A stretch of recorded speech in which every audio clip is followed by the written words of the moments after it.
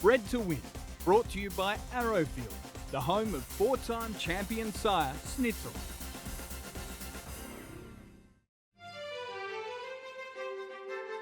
At 10 million, take 500 more, at 10 million.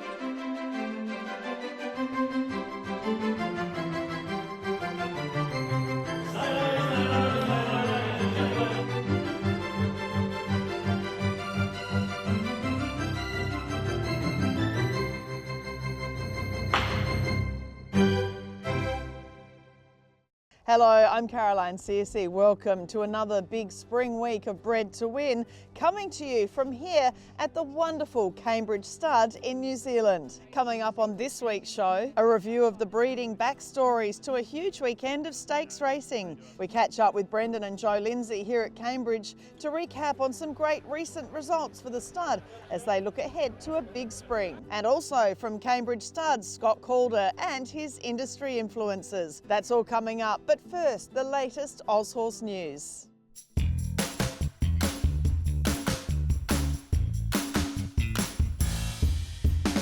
Pride of Jenny's digging in, 3/4 a half, Mr. Brightside wearing her down. Melbourne was again the venue for Australian Group 1 racing on the weekend, with the Mackay Diva Stakes the feature over the mile. It was a thrilling match race between two horses with, to that point, 9 Group 1 races between them, as Mr. Brightside ran down the gallant front-running mare Pride of Jenny. It was back-to-back successes in the race for the son of late Darley-bred sire Bullbars. Mr. Brightside is from a Tavistock mare who descends from Sir Patrick Hogan's famed Tyona family. The Group 2 Let's Elope Stakes was won in dominant fashion by a daughter of Sham Express, Grinzinger Bell. She was a $32,000 NZB Book 2 yearling sold by Windsor Park Stud to John Wheeler. Her Newmarket Handicap winning sire, son of O'Reilly, stands this season at Windsor Park at a fee of $8,800 NZ plus GST. Growing Empire extends, a length and a half first settler. The English graduate of the week was the exciting Yulong-owned colt Growing Empire, with a Yulong Quinella in the Poseidon Stakes as first settler finished second. Growing Empire was a $700,000 English Easter yearling bred by Neil Werrett, Steve McCann and Patrick Hodgins and sold by Vinery Stud to Yulong Investments. The good-looking colt is from the Schnitzel mare Miles of Krishnan, who's also produced 6-time winner Dancing Alone. Inglis is excited to announce the full sister to Growing Empire has been entered for the 2025 English Easter yearling sale. His sire, Zoo Star, remains around $300,000 ahead of I Am Invincible at the end of Saturday in the Australian General Sires list, standing at Widden Stud at a fee of $275,000. It was also a stakes-winning day for Zoo Star as a broodmare sire, with Sunlight's son, Dawn Service, successful in the listed Exford Plate, a race won last year by a subsequent Caulfield Guineas winner, Griff. The son of Justify races in Sorrow and Glen's Go Bloodstock colours in an ownership group consisting of Coolmore starred Yulong and partners as a $1.4 million Magic Millions yearling, bought by Gay Waterhouse, Adrian Bott and Bruce Slade's Kestrel Thoroughbreds. Dawn Service is the first foal of 3-time Group 1 winner Sunlight, who was bought at the 2020 Magic Millions broodmare sale by Tom Magnier for $4.2 million. Traffic wardens closing in, it's a no just in front. At Rosehill in Sydney, Traffic Warden took out the Group 2 Run to the Rose for the Darley Godolphin team. With the same dishy face and good looks of his paternal half-brother Animo, the colt is by Street Cry's son Street Boss, who stands this season at Darley Victoria at a fee of $66,000. Traffic Warden's dam efficiently is a daughter of Sandown Guineas winner Dexterous, who produced 4 group winners, Ambidexter, Sidestep, Skilled and the VRC Oaks winner Willowy. NCAP returned to his best form in the Group 2 Theo Mark Stakes, the son of Capitalist, a $200,000 English Easter yearling sold by Newhaven Park Stud to trainer Gary Portelli. The Group 2 Shirako Stakes winner Sunshine in Paris is Everest bound for her new owner John Camilleri. The daughter of Aquas Farms Invader Himself a son of Snitzel, scored back-to-back wins in the race after being bought by James Harron for $3.9 million at last year's Magic Millions National Broodmare sale. And ladies Shenandoah beat the boys home in the Group 3 Ming Dynasty Quality. Bred by Arrowfield Start and owned by Hermitage, she's a daughter of four-time champion sire Snitzel. Her granddam, Ain't Seen Nothin', is a former Letzelope Stakes winner, with Lady Shenandoah's half-brother Stronger, a Ken Russell Memorial winner, now at start at Aquis in Queensland.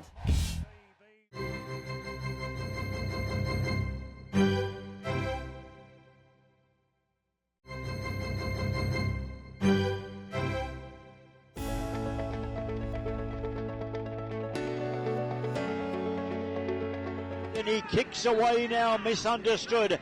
The Cambridge Stud Performance of the Week was a first stakes winner for their sprint star Hello Yumzane, as the smart colt Misunderstood won the Group 3 Prix de Chêne at Longchamp over the mile. He was bred by Aradettraham, partners with Cambridge Stud in the son of Kodiak, who was himself a winner of the Royal Ascot Diamond Jubilee Stakes and the Haydock Sprint Cup at Group 1 level.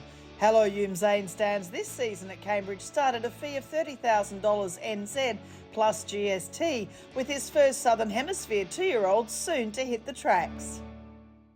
Bred to Win's partnership with Cambridge Stud has given us an incredible opportunity to continue the links with this historic thoroughbred breeding property in New Zealand, not only catching up with the future equine stars, but also hearing from the humans that make this stud one of the best in the world.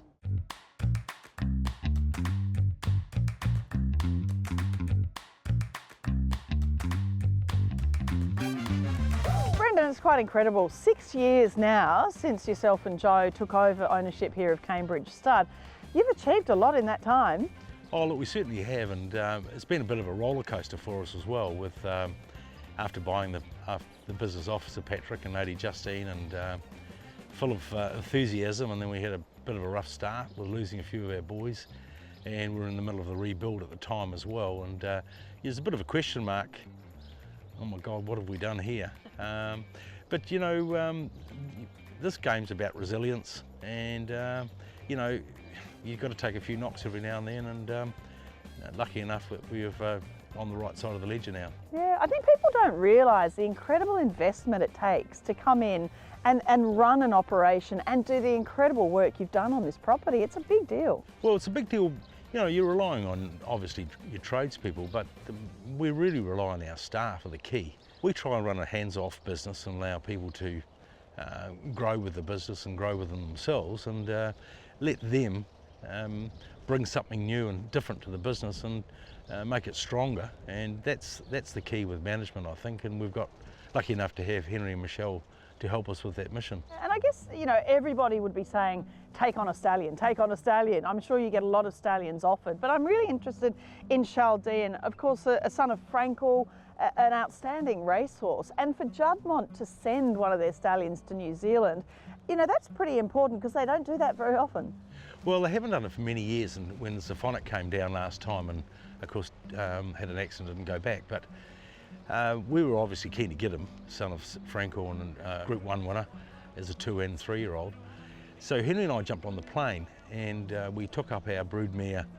We had already sent up our list of broodmares and what we've done with the farm, and there was 3 studs in Australia that were chasing him at the same time. And I think this the fact that we actually flew to new market and presented our credentials face to face was the difference between securing them and not. And we've got Simon Mogridge to thank for that. But for all New Zealand breeders, he's the real deal, this horse, and arguably one of the best sons of Frankel standing in the world. And hopefully he can prove that with his progeny and eventually on the track. Well, he won a Dewhurst, so he was out as a 2-year-old winner, of course, and then won the English 2000 Guineas and a Group 2 British Champion Stakes. So, you know, he has the double up of Street Cry sire Machiavelli, and the pedigree's there, and the racetrack performance. Well, the interesting thing about when he won his the Guineas, he was actually still 2.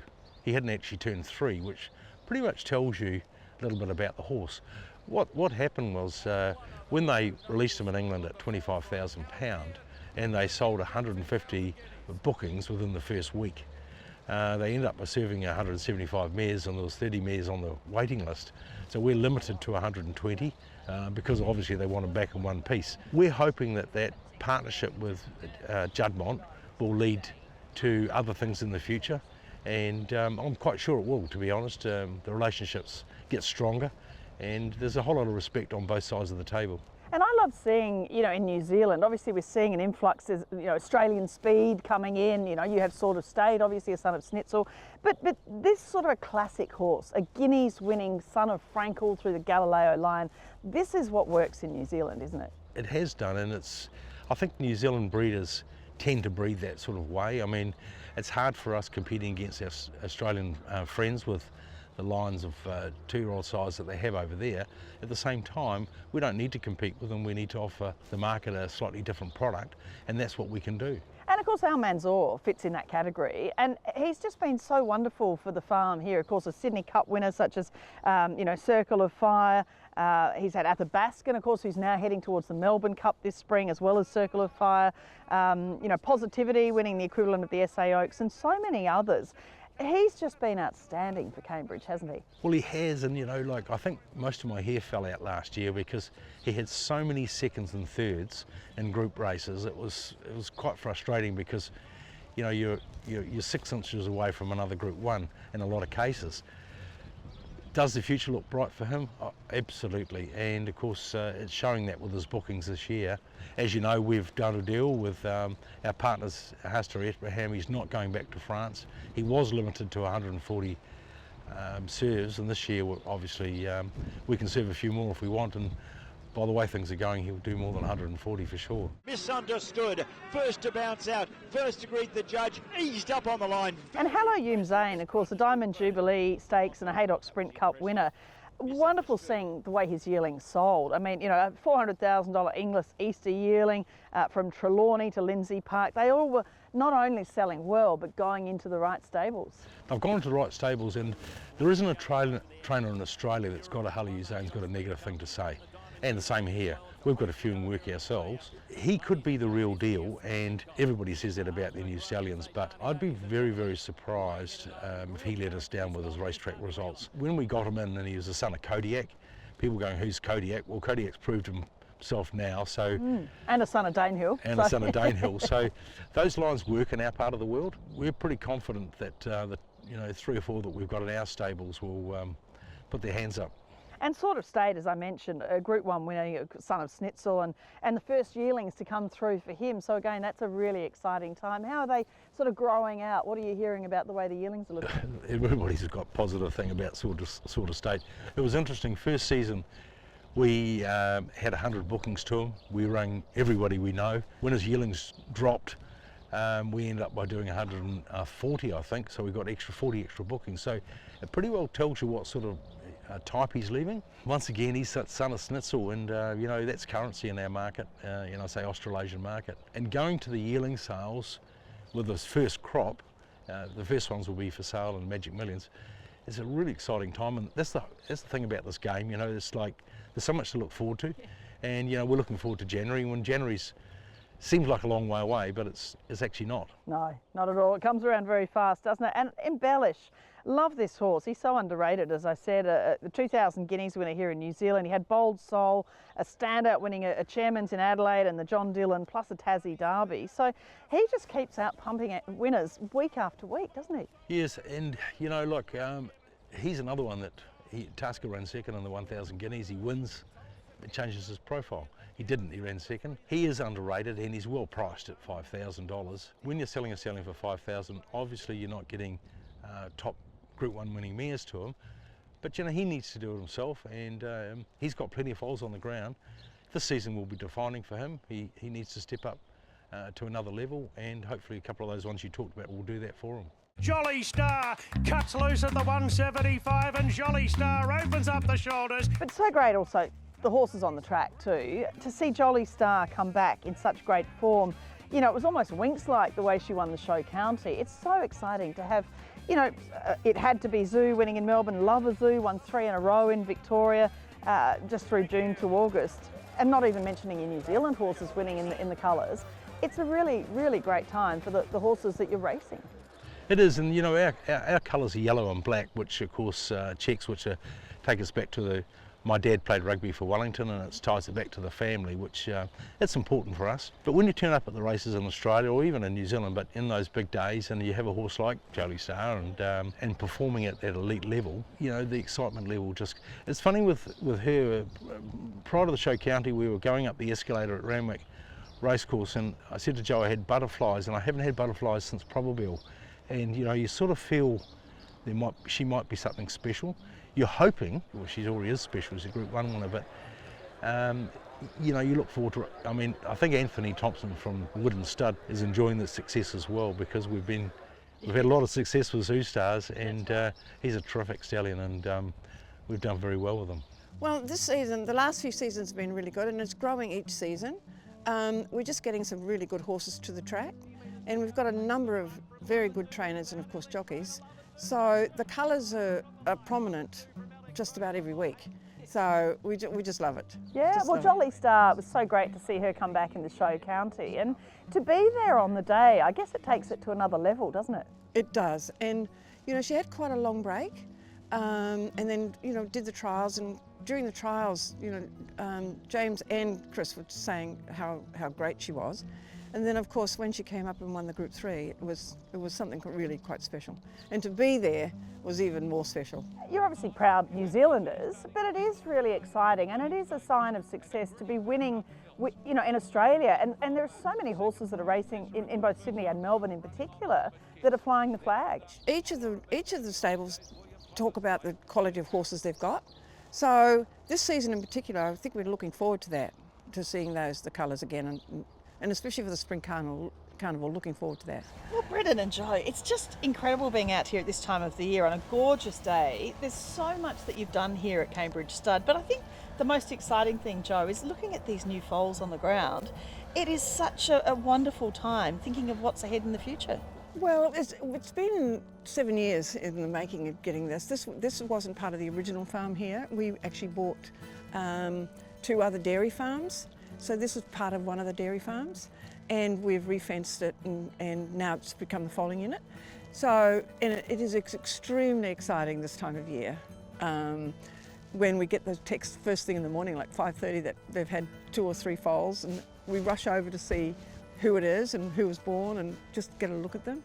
It is a really exciting time. And of course you've got no idea whether you've got your next champion or you've got your next donkey.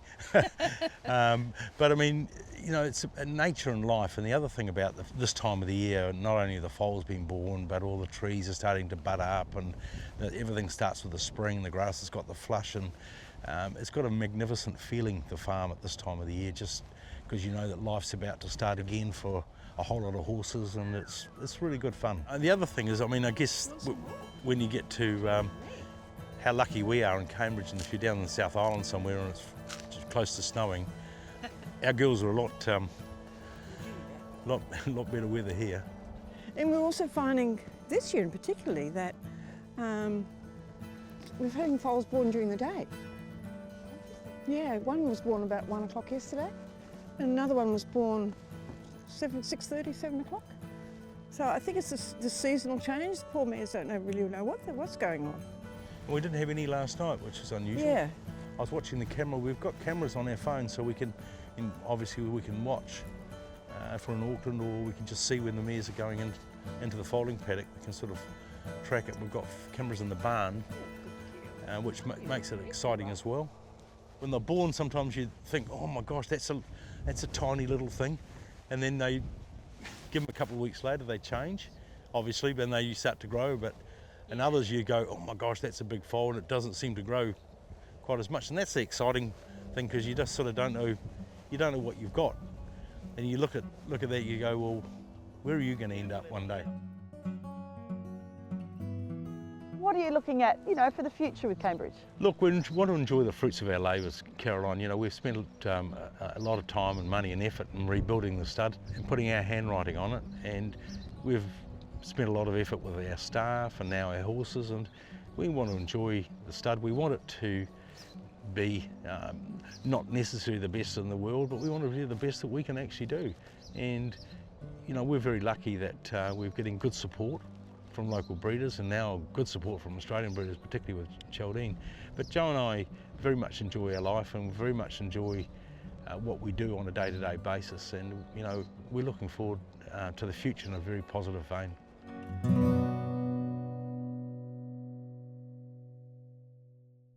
Always great to be at Cambridge Stud, and thanks to Brendan and Jo Lindsay and the team for their continued support of Bred to Win. Coming up after the break, we continue the Cambridge theme with Scott Calder in Arrowfield Stud's Industry Influences.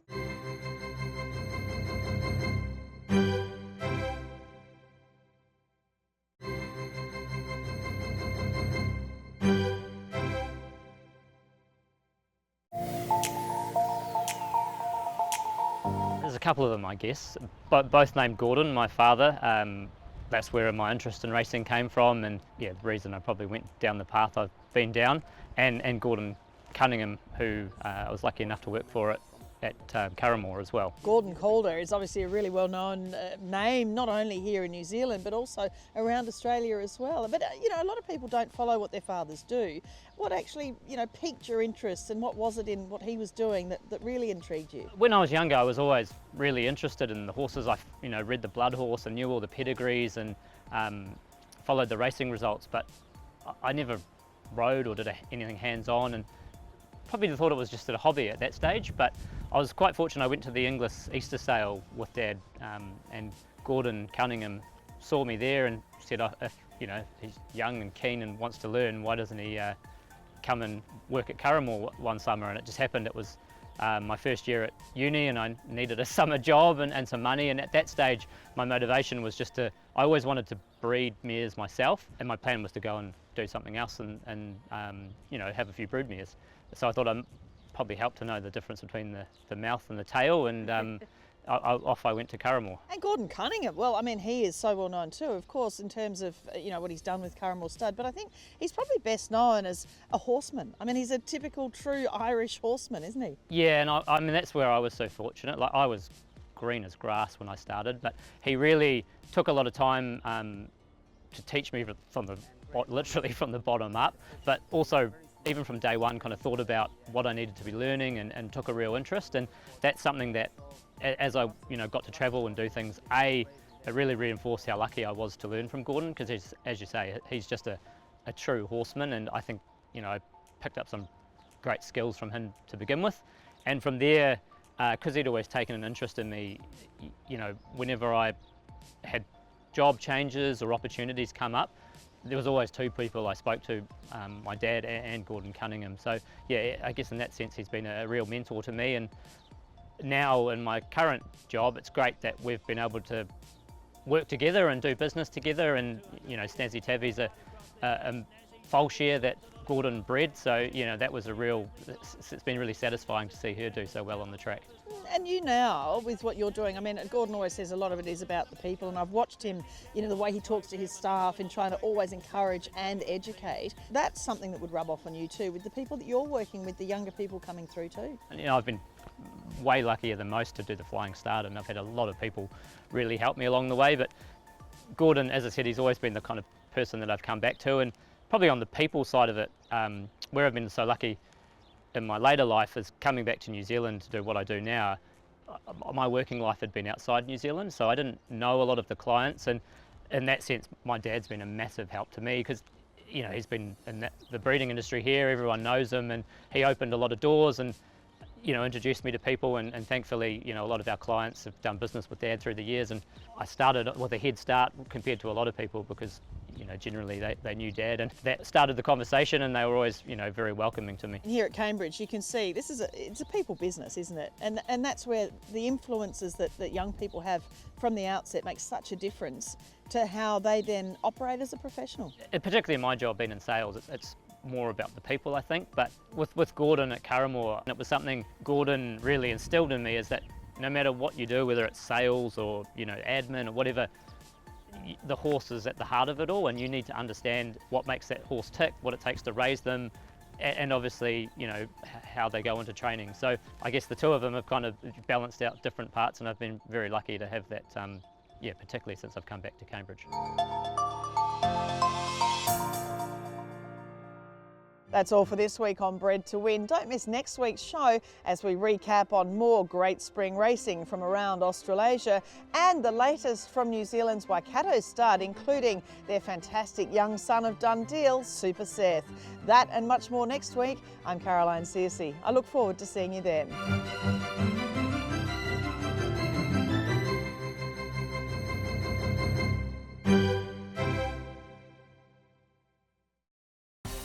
Bred to Win, brought to you by Arrowfield, the home of 4-time champion sire Snitzel.